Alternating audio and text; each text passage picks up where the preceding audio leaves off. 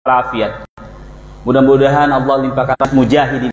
Tapi nama mujahidin ini terbentuk dalam jiwa kita sehingga kita menjadi seorang jiwa-jiwa yang mujahid. Amin ya rabbal alamin. Salawat ring salam tercurah pada uswah kedua pada Nabi kita Nabi Muhammad sallallahu alaihi wasallam beserta keluarganya, para sahabatnya, para tabi'in, para tabi'in, dan mudah-mudahan kita termasuk pengikutnya hingga akhir zaman. Alhamdulillah para jamaah yang dimuliakan Allah, yang saya cintai, yang saya hormati, keluarga besar Mujahidin.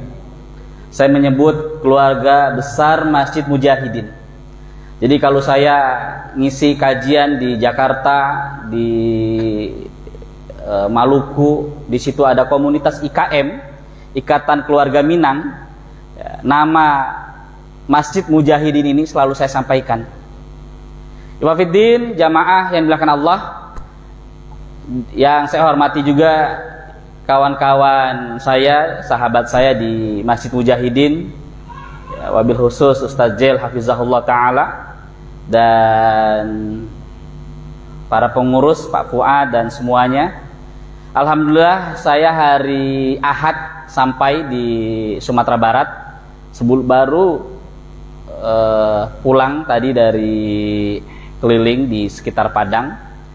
Alhamdulillah hari ini saya bersama tim.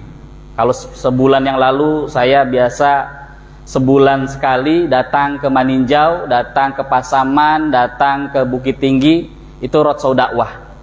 Hari ini alhamdulillah saya bersama 26 tim dakwah dari Jakarta. Nah, ini sebelah saya sahabat saya Ustadz Arif hafizahullah. Beliau adalah pimpinan Pondok Pesantren Tahfidz Quran Tangerang. Nanti kita akan cerita. Para jamaah yang dimuliakan Allah, termasuk juga ini kawan-kawan saya, ada Pak Haji Lukman, ada Pak Haji Umar, ya.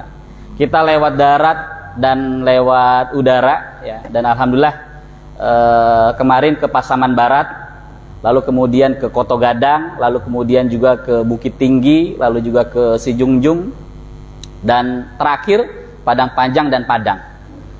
Apa yang saya lakukan bersama kawan-kawan? Yang pertama, ya, materi kita hari ini judulnya Mu'jizat Al-Quran dan Kebangkitan Alam Minangkabau. Ada satu ungkapan dari Buya Hamka, Allah yarham, ya, ulama besar, guru kita semua.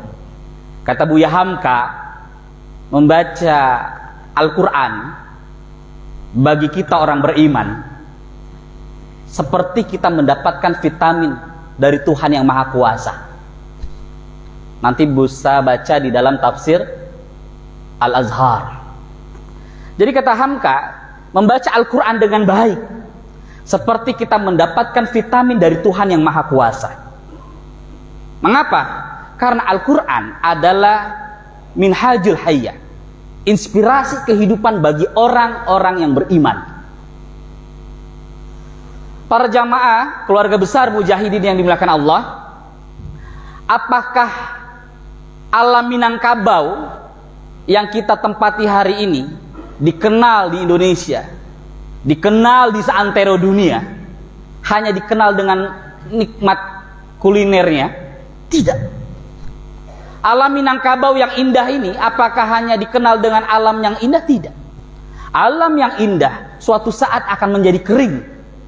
Kuliner yang nikmat suatu saat yang nikmat itu tidak akan menjadi kelezatan, bahkan hambar, ketika alam Minangkabau ini tidak diisi oleh orang-orang yang beriman. Makanya dulu mohon maaf, dulu Haji Agus Salim ketika mengkritik Bung Karno ini bilang pernah di majalah Pikiran Rakyat, kata Bung Karno, mengapa saya mencintai Indonesia? Bung Karno bilang, saya mencintai Indonesia karena Indonesia ini punya kekayaan alam yang luas, kekayaan alam yang indah, aset alam, kekayaan yang sangat luar biasa. Lalu konsep cinta tanah air, nasionalisme Bung Karno itu dikritik oleh Haji Agus Salim dalam majalah Panji Islam. Kata Haji Agus Salim, Bung, bagaimana jikalau Indonesia, tanah air kita, yang kita singgahi, yang kita tempati ini tidak punya alam yang indah. Bagaimana jikalau Indonesia yang kita cintai ini tanah yang kering, tidak subur? Apakah kita mencintai Indonesia? Lalu Haji Agus Salim bilang, bagi kami orang beriman, mencintai Indonesia bukan karena Indonesia punya kekayaan alam yang indah. Bagi kami, bagi orang beriman, mencintai Indonesia bukan karena Indonesia mempunyai kekayaan alam yang berlimpah ruah. Tapi bagi kami, mencintai Indonesia adalah amanat Tuhan yang Maha Kuasa. Lalu kemudian Haji Agus Salim mengisahkan peristiwa, ya, bagaimana seorang yang beriman, ya, bapak tauhid, Nabiullah Ibrahim alaihissalam bersama istrinya dan bersama anaknya, ya, kemudian hijrah dari Filistin Al-Khalil lalu menuju Bakkah. Bakkah adalah satu daerah yang tandus, kering, kerontang, tidak ada kehidupan. Tapi Ibrahim Nabiullah alaihissalam Al-Khalil, orang yang dicintai karena dia yakin tempat di mana dia berpijak, disitulah pertolongan Tuhan yang Maha Kuasa akan hadir. La fatahna alaihim barakatus sama'i wal ardh. Maka bagi orang beriman, la fatahna alaihim, Allah akan berikan kemenangan bukan hanya di bumi tetapi juga di langit. Itulah kata Haji Agus Salim, kami mencintai Indonesia, orang beriman, bukan karena Indonesia punya alam yang indah, tapi karena Indonesia adalah amanat Tuhan yang Maha Kuasa. Apa yang terjadi? Satu Bakkah, satu daerah yang kering, kerontang, tandus dan tidak ada kehidupan, lalu diisi oleh orang-orang yang beriman.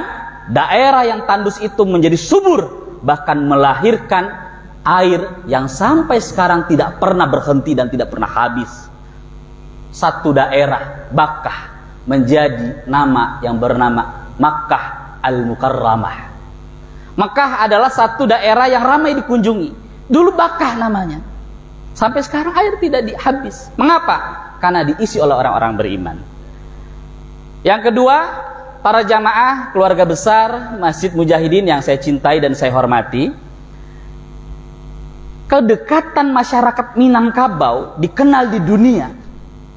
Haji Agus Salim, Hamka, Natsir, Khatib Sulaiman, Bagindo Dahlan Abdullah, Buya Malik Ahmad, lalu kemudian Syekh Ahmad Khatib Al-Minangkabawi, dikenal di seantero dunia karena orang-orang yang hebat di alam Minangkabau ini dekat, cinta, dan memperjuangkan IPA itu Al-Quran. Sebelum mereka merantau ke berbagai dunia, mereka ngaji di surau, belajar Quran, belajar tauhid, belajar adab, belajar fikih, belajar sejarah, dan belajar silat.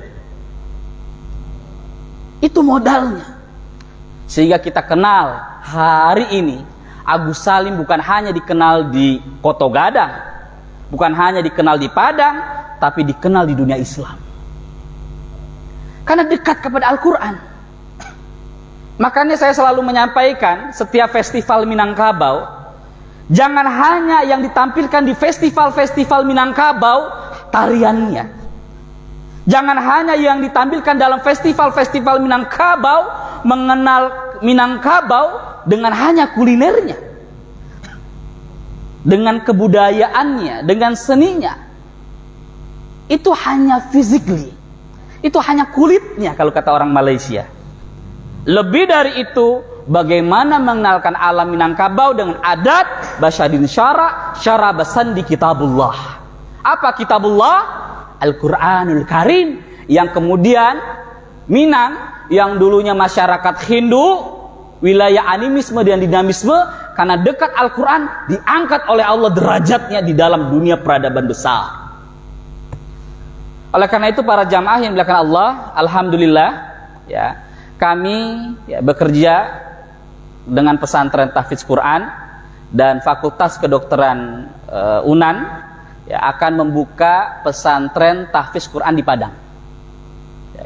Dan insya Allah hari ini akan dijelaskan oleh sahabat saya Ustadz Arif Hafizahullah Dan beliau ini sahabat saya dan baru pertama kali ke Padang ya. Jadi alhamdulillah beliau punya pesantren 16 tahfiz pondok pesantren tersebar di berbagai daerah, dan yang ke-16-nya ya di Sumatera Barat. Dan insyaallah ya program-programnya ini ya juga bukan hanya tahfiz Quran, tapi dengan ke-Quran yang kita akan kaji, yang akan kita hafal, itu akan mendekatkan orang-orang hebat isi Al-Quran dan melanjutkan tokoh-tokoh besar seperti Haji Agus Salim, Hamka, Natsir dan sebagainya. Pada Al-Ustadz Arif, sahabat saya, waktu dan tempat saya persilakan. Saya bukan moderator ya. Nah, waktu dan tempat saya persilakan. Todol, silakan. Bismillah.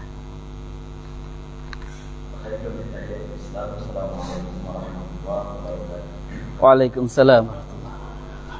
Alhamdulillah alladzi anzala baina qulubina fa asbahna bi ni'matihi ikhwana. Asyhadu an la ilaha illallah wahdahu la syarika lahu wa asyhadu anna Muhammadan 'abduhu wa rasuluh. Adal amanah wa nasuha ummah wa jahada billahi haqqa. Allahumma shalli ala Muhammadin wa ala alihi wa ashabihi ajma'in. Kita bersyukur pada Allah, kita dipilih oleh Allah menjadi manusia pilihan, satu di antara hamba-Nya yang diberi kenikmatan dalam beribadah.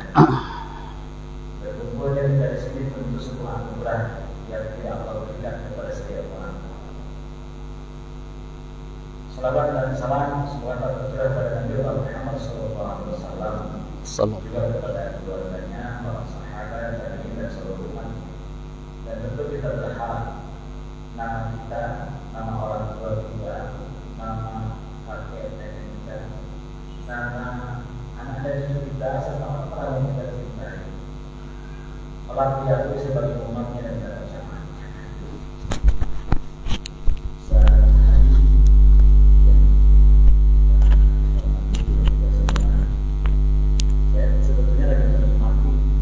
Jalan-jalan.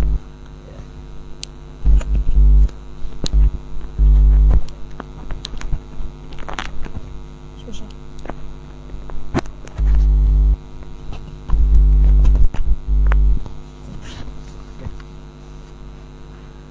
Saya tadi lagi menikmati motivasi Ustaz Hadi. Saya udah 1 minggu alhamdulillah menemani beliau keliling di Padang.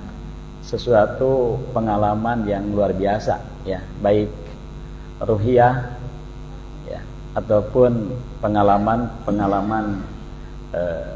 ilmiah yang luar biasa.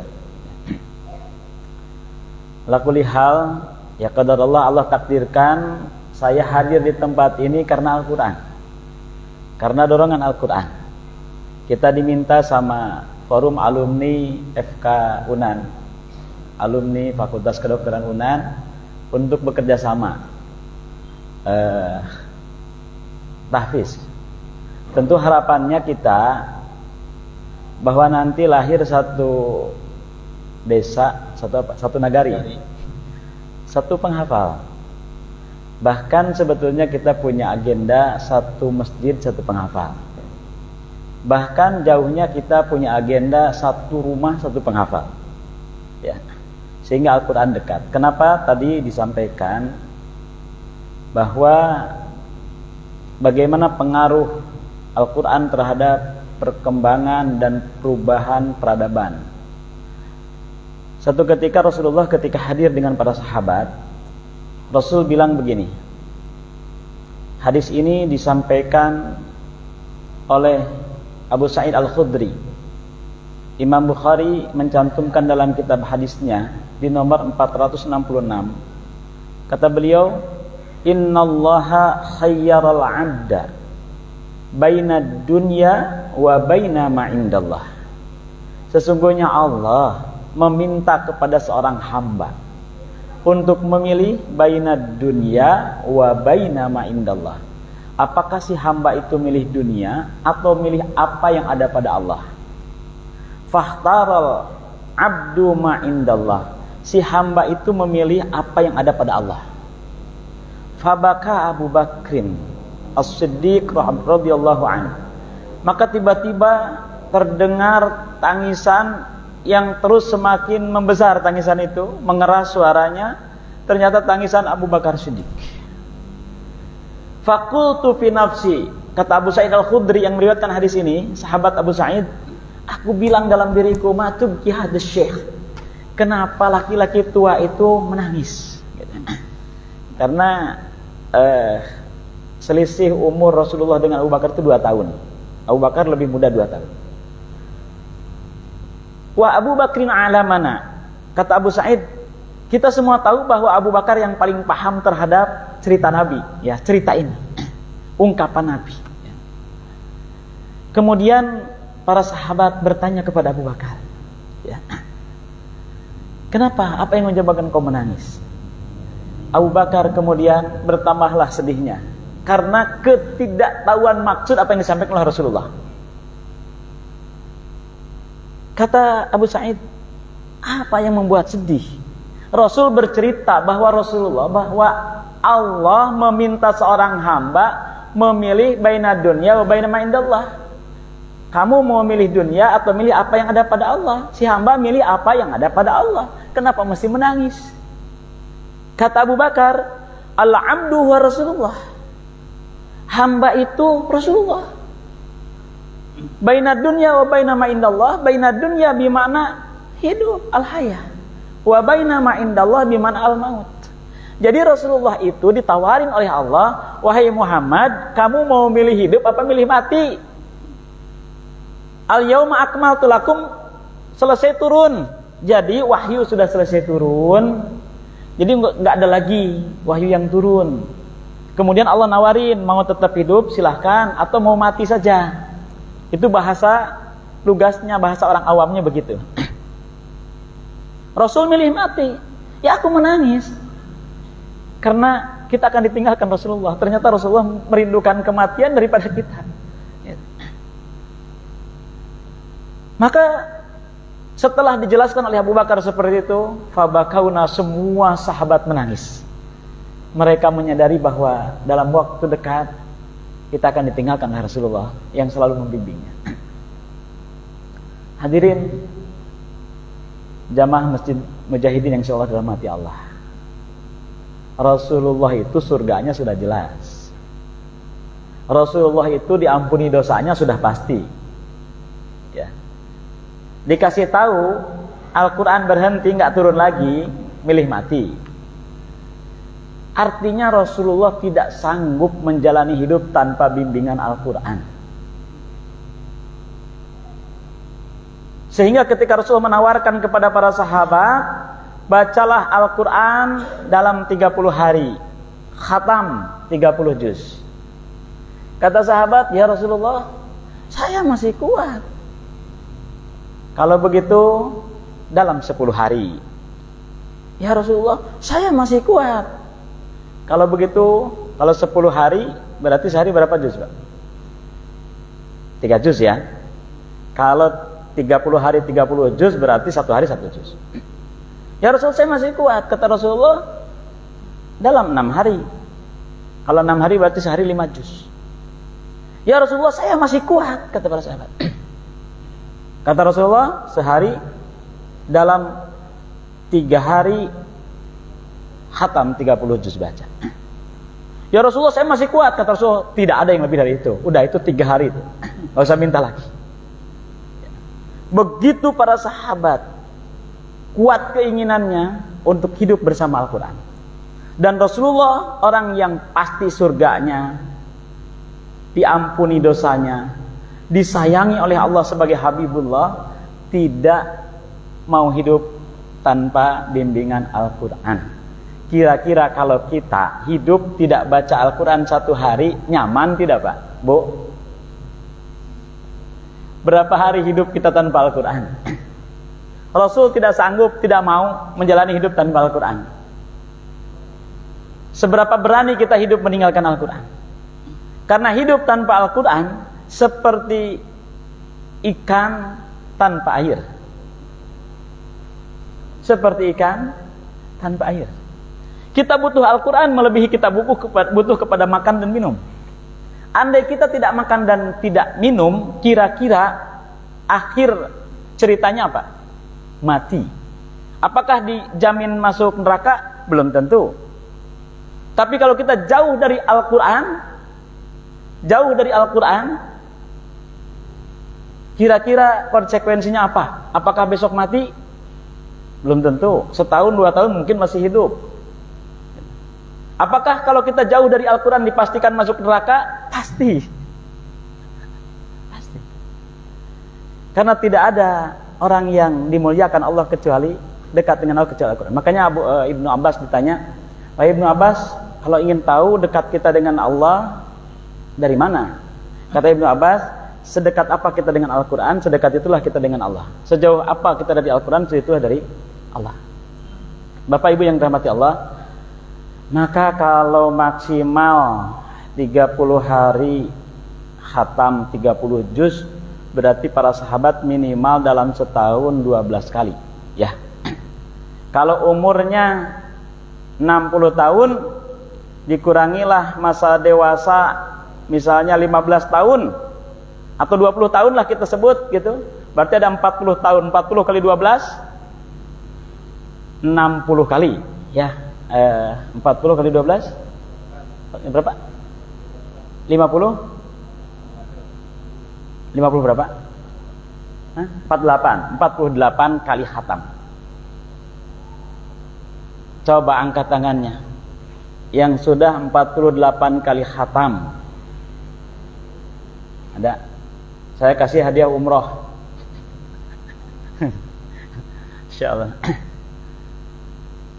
Kalau Allah bilang tidak bisa masuk surga kecuali sudah 48 kali khatam bagi yang umurnya 60 tahun. Kira-kira pada lulusnya kita? Masya Allah. Dan itu para sahabat semalas-malasnya 30 hari. Semalas-malasnya 30 hari. Bisa kita bayangkan betapa kenapa kita jauh dari kemenangan kaum muslimin dan selalu umat Islam jadi bahan bulan-bulanan, karena memang 65% kaum muslimin tidak bisa ngaji. Hari ini 65% kaum muslimin tidak bisa ngaji. Ketika tahun 50 atau 5 tahun setelah merdeka, hanya 20% yang tidak bisa ngaji. Berarti yang bisa ngaji 80%.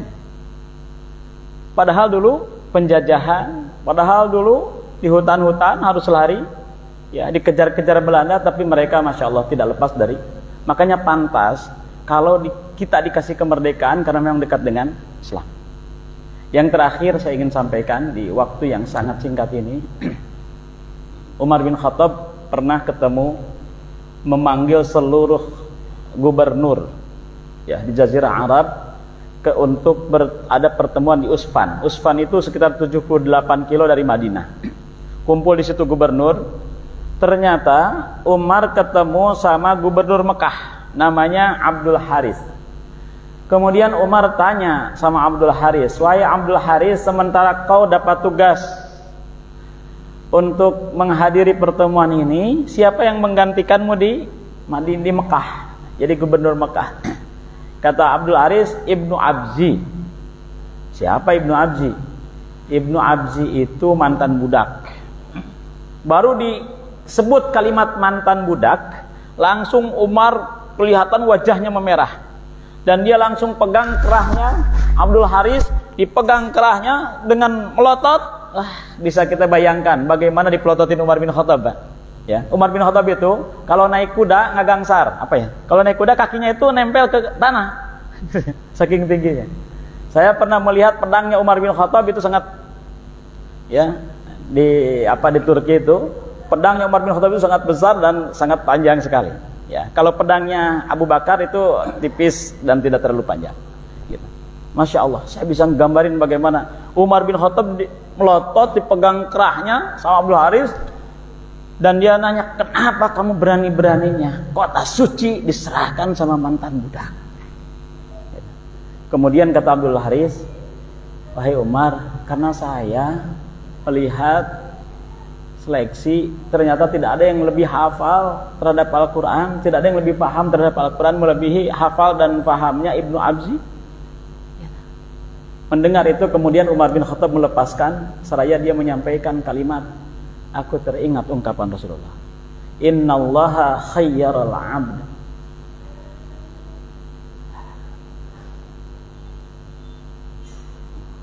Hadis Imam Muslim nomor 799. Kalimatnya, innallaha yarfa'u bihadzal qur'ana aqwaman wa yadh'ul akharin. Kata kata Umar bin Khattab, sesungguhnya Allah akan mengangkat satu kaum siapapun yang dekat dengan Al-Qur'an, dan Allah akan meninggalkan kaum yang lain yang meninggalkan Al-Qur'an. Seorang hamba sahaya menjadi pemimpin gubernur di kota suci dengan Al-Quran. Andai sekarang hadir di sini ada gubernur, ada menteri, ya, ada bupati, ada wali kota, gitu. Kemudian di tengah mereka ada seorang anak pengembala yang hafal Quran, suaranya enak. Kira-kira yang jadi imam siapa? Apakah gubernur yang belum hafal 30 juz itu, atau yang menteri-menteri yang belum bisa ngaji itu, atau anak tukang pengembala itu yang hafal Quran dengan suara enak? Kira-kira bisa dipastikan bahwa yang imam adalah mereka yang hafal Quran dengan suara enak. Masya Allah. Jadi kalau seorang hamba sahaya saja bisa jadi gubernur di kota suci dengan Al-Quran yang dimilikinya, apalagi cuma jadi presiden di Indonesia, betul nggak Pak? Saya doakan nanti ke depan presiden Indonesia itu dari Minang. Amin. Takbir. Insya Allah. Saya merasakan getaran aroma ulama yang luar biasa di Minang ini. Setiap kali saya melihat, mengunjungi, dibawa sama Ustaz Hadi ke tempatnya Hamka, tempat Kiai Abu Salim, Masya Allah. Pantaslah kalau Minang ini melahirkan orang-orang besar. Termasuk kami di bawah naungan Persatuan Islam, itu pun yang menjadi tokoh-tokoh besarnya adalah orang-orang Minang. Muhammad Nasir, Isa Ansori, ya, dan sejumlah yang lain. Masya Allah. Makanya saya sangat merindukan dengan Minang, dan qadarullah, alhamdulillah saya ditakdirkan bisa hadir di tempat ini. Wallahu alam, barakallahu fikum. Assalamualaikum warahmatullahi wabarakatuh.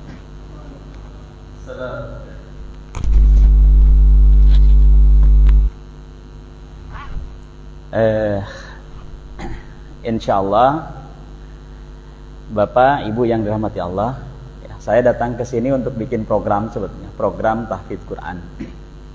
30 hari menghafal Quran 30 juz. Kalau bapak-bapak udah nyiapin program 30 hari khatam baca Quran 30 juz, ya betul nggak Pak? Saya punya program menghafal Quran 30 hari 30 juz. Ini saya jual di program ini saya jual di Minang, saya jual di Padang, karena sudah kita buktikan di sana. Dan kemarin udah ada 6 orang yang kita umrohin, yang terakhir kita umrohin, dia selesai hafalan Qur'annya dalam 23 hari. Dalam 23 hari. Ya, kita kemarin umrohin. Dan sekarang kerjasama insya Allah, mudah-mudahan nanti tidak hanya di masjid yang di Muhajirin itu, ya, yang dekat tempat Buya Maheldi, ya, kita asramanya ada di situ, insya Allah ada, cuman kuotanya 20. Jadi bagi bapak ibu yang menyesal kenapa dulu di usia anak-anak, di usia remaja nggak hafal Quran, datangkanlah anaknya atau cucunya. Kalau nggak ada anak, cucu ponakannya. Kalau nggak ada ponakannya, anak tetangganya. Nggak ada anak tetangganya, anak siapa aja lah ketemu di pasar yang mau ngapal Quran, bawa ke sana. Ya. Siapa aja. Yang jelas ketika bapak ibu bawa anak siapapun ke sana, bapak ibu dapat pahala yang sama ketika anak itu hafal Quran. Ya, insya Allah. Dan tidak hanya hafal Quran, insya Allah kita juga kerjasama dengan beberapa universitas agar mereka bisa kuliah di jurusan apapun dengan modal hafalan Quran itu. Dan saya berazam, insya Allah, mudah-mudahan nanti setiap tahun minimal 100 orang kita yang hafal Quran itu kita masukkan, dan mereka saya suruh untuk mengambil semua jurusan yang ada di universitas, Mau jurusan seni, mau jurusan ekonomi, hukum, arsitek, apapun, saya suruh masukin mereka. Termasuk bidan, perawat, kedokteran, dan insya Allah nanti diundang kerjasama dengan kedokteran. Ya. Dengan hafalan Quran, kalau 30 juz tidak hanya masuk dengan jalur prestasi hafal Quran, tapi juga diumrohin. Ya, kalau hafalnya 30 juz, kita udah komitmen. Ya. Dan ini udah berjalan, alhamdulillah. Dan insya Allah mudah-mudahan nanti 10 tahun yang akan datang lahirlah ribuan penghafal Quran, doktor yang ahli di bidangnya. Ya. Sehingga nanti kalau ketua DKM Al-Mujahidin jadi presiden, nyari menteri yang ahli di bidangnya dan hafal Quran, udah kita siapin. Ya, insya Allah. Dan ini tinggal tunggu waktu. Ya, tinggal tunggu waktu aja. 10 tahun yang akan datang kita akan panen doktor yang ahli di bidangnya masing-masing dan mereka adalah ahli Quran, insya Allah. Dan ini mudah-mudahan daurah pertama di bulan Ramadan nanti, ya kita mulai dari sekarang. Nanti flyernya ini baru dibikin, ya karena saya baru datang, flyernya baru dibikin. Insya Allah programnya menghafal Quran 30 hari, menghafal 30 juz, ya menghafal 30 juz. Insya Allah ada hadiah umroh, ya. Bagi yang sesuai dengan kriteria, ya insya Allah. Dan ini kuotanya hanya 20. Mudah-mudahan nanti kita bisa mengembangkan lebih lanjut. Itu barangkali informasi. Saya nggak sampaikan dulu rumus menghafalnya di sini, takut bapak-bapak nanti kecepatan menghafalnya. Ya, nanti insya Allah ada sesi lain, saya insya Allah bagaimana metode menghafal dan sebagainya, ya. Syukur-syukur kalau bapak ibu mengirimkan anak atau cucunya gitu ya, nanti biar belajar dari anak dan cucunya. Berbanggalah kalau kita terlambat menghafal Quran di usia 80 tahun baru hafal, nggak apa-apa. Better late than never. Lebih baik terlambat daripada tidak. Kita itu berat Pak, Bu, menghadapi alam kubur kalau tidak hafal Quran. Pasti berat. Ya, pasti berat. Ya, pasti berat. Pertanyaannya sangat berat pasti, ya. Masa 30 hari bisa hafal 30 juz, kita udah berapa puluh tahun, ya, ada yang 50 tahun, 60 tahun, 70 tahun nggak hafal juga, kemana wae gitu. Kemana aja gitu ya. Masya Allah, ya. Mudah-mudahan ini menjadi inspirasi lah bagi saya tidak akan menggurui, ya, tidak akan ngajarin terbang ke burung atau berenang ke bebek, tapi ya kita sama-sama mencari inspirasi, ya. Mudah-mudahan kehadiran kami di tempat ini menambah keberkahan, dan kedatangan kami pun kami dapat berkah dari tokoh-tokoh besar di Minang ini. Ustaz, barangkali. Allahu a'lam. Jadi Bapak Ibu yang dilakukan Allah tentu bertanya, Ustaz, di mana pendaftarannya, bisa kan? Berapa lama nanti setelah Bapak Isa bisa langsung ngobrol ke Ustaz Arif dan timnya. Ini ada Ustaz Imam, Pak Haji Lukman dan sebagainya, dan itu free, gratis. Mudah-mudahan Allah limpahkan rahmat dan berkah kepada kita semua. Wa nasallahu alaihi wa sallam. Assalamualaikum warahmatullahi wabarakatuh.